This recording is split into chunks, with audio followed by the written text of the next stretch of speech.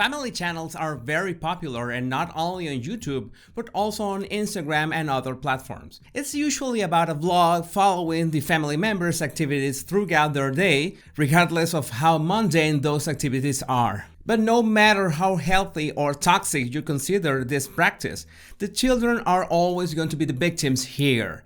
It is not only about privacy, but a much more delicate topic, the odds of long-term mental and emotional troubles. And in this video, I'm going to show you the 3 reasons why, no matter how good the intentions of these parents could be, family channels should be banned. These reasons are the pressure of performing anxiety, the curse of fame before skills, and the paradox of nice comments. Welcome back, my body language buddies. My name is Jesus Enrique Rosas. I'm the body language guy, and it would be great if you join us by just liking this video, subscribing, and hitting that bell. Let's get down to it. Number 1, the pressure of performing anxiety. And this is very easy to picture if we imagine this hypothetical kid called Jake. Jake is living a normal life for a kid with his family in the suburbs, playing video games, riding his bike, and attending, piano classes. And one day there's this family reunion where the uncles, cousins, and friends are invited and everyone is having a good time, including Jake, until his mom has an idea. "Hey Jake, why don't you play some piano for us?" Jake's face goes absolutely white, like Bryce Dallas Howard white. His heart begins racing and the only thing that comes to his mind is, "I am not ready for this." But you can imagine what happens next. Jake reluctantly accepts and sits down at the piano, plays one tune, maybe makes a couple mistakes, and earns a lukewarm clapping from the audience. This is an example of performance anxiety. Most adults have a hard time with this, for example with the fear of public speaking, but it's much more impactful for the psyche of a child that is developing. Now, if Jake's parents were influencers, there would be a much worse situation that is twofold. First, the camera, which represents the audience, would be always on. You're having breakfast, the camera is on. You're going to school, the camera is on. You're doing your homework, the camera is on. You're at the playground, the camera is on. You're going to bed, yes, the camera is on. And to be fair, children would not have much of a problem with that because it's just a camera. They're not seeing the audience itself. Thank God for that. But you know that children learn by imitation. And every child of an influencer family is going to absorb in a non-conscious way one very poisonous behavior. When the camera is rolling, mom and dad act in a certain way. When the camera is off, they relax, they talk more spontaneously, and most probably they're not as happy and cheerful like when the camera is on. The child will be unconsciously programmed to understand that when the camera is rolling, it's a performance, no matter what they are doing. And you could say, hey, but these kids do not have performance anxiety because they're not performing in itself, they're just living. And that is an even worse situation. That's the second part of the twofold problem. Because then you don't know what does it mean to perform well as you see your parents trying. When you are playing the piano, it's easy to know when you make mistakes. It's easy to understand what is a good performance. But how do you perform when you're having lunch? How do you perform sitting in the back of the family's car? How do you perform brushing your teeth? This generates anxiety of the worst kind inside an underdeveloped mind.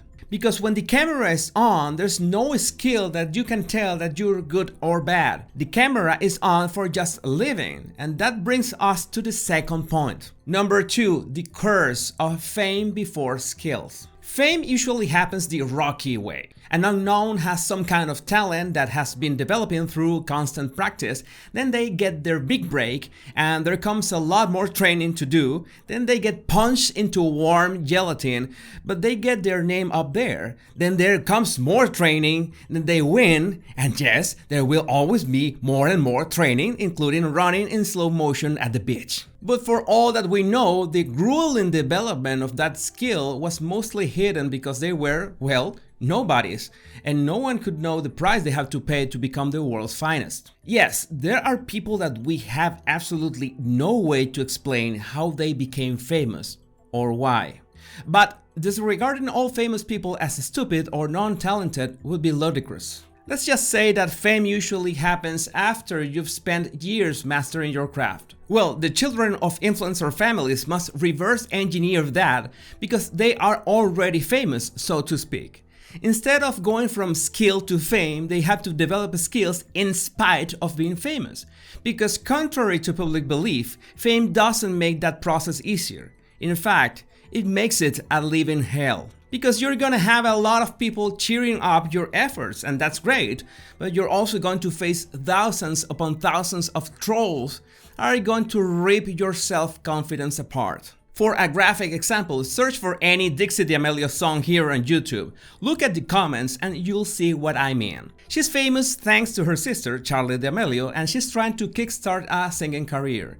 But you have to work on that skill for years because there's so much more to singing than just your voice. That's not something that you want to rush. And it's not a matter of talent because if you're famous before showing any skills for it, the trolls are going to eat you alive no matter if you are talented or not. And yes, spending many years mastering your craft helps you develop mental toughness and confidence in your own abilities so you can stand the hordes of internet trolls. Even so, as an example, it's perfectly normal for first-class athletes to second-guess themselves all the time. But let's imagine that Jake grew up and decided to go unpublic and doesn't want the fame or anything, doesn't want anything to do with his influencer family. He changes his name to Aloysius Devadander Abercrombie, moves to Greenland, becomes a lawyer, and just in case, wears a fancy Urutoraman mask all the time. There's one thing that will be haunting him for decades, and it's Number 3. The paradox of nice comments. We already know that comments can be mean and absolutely destroy your confidence. But small children that appear on YouTube and Instagram virtually never get bad comments. For example, look at this kid playing with all those puppies. Oh, they're so cute. Even King Leonidas would comment, "OMG, so cute." Now here's the problem. You don't have to be a YouTube parent to guess that the most watched and liked family videos are the ones with children on them. And if you look at the comments, you will confirm that since Jake was born, absolute strangers were telling him how cute he is, how smart he is, how kind, how handsome, how is he going to be a hit with the ladies, how is he going to become the president of planet Earth because he is the chosen one. This goes way beyond encouraging words and becomes sort of an obsession. We already know that parents that spoil their children, that tell them all the time how smart, cute, special they are, that greatness awaits them, are raising a narcissist that is going to buy into that narrative and he's going to really believe that he's the chosen one. Now multiply it by thousands of people saying it all the time for the first 15 years of Jake's life. When he finds these comments, and he will, it will be a shock to his normal emotional development. And this is even worse for those kids whose parents create separate Instagram accounts for them. Now, even if Jake decides to go absolutely private with his life and quits all social media, those comments on the family channel are going to stay both public and inside his memory. And he won't believe that there is a problem with that because, after all, they're mostly positive. But Jake will face the struggles as any human being, and sadly he will have a very hard time facing them because all this public conditioning of him being smart and special would have distorted his own self-perception while it was still in development. The worst case scenario is that Jake becomes a narcissist. That won't be surprising. And these comments become a permanent source of supply that is the gasoline of narcissists. What's more, his life will be really frustrating because he got years of obsessive reinforcement just for being a kid exposed to the public. And now he has to earn it. But it shouldn't be so difficult because he's special, right? Parents already have a hard time helping their children managing their emotions in limited social circles like school. Now blow it up to the whole planet and you'll realize that this task becomes impossible. It's common sense, something that most YouTuber parents just don't have. That's why I think that family influencers, no matter their intentions, should be banned. They are jeopardizing the mental health of their own children, not to mention their privacy all in the name of getting more views. If you want to help me make more videos like this, you can donate with the link in the description. And to refine your observation skills, don't forget to download my 100 body language tips there. Take care, my body language buddies.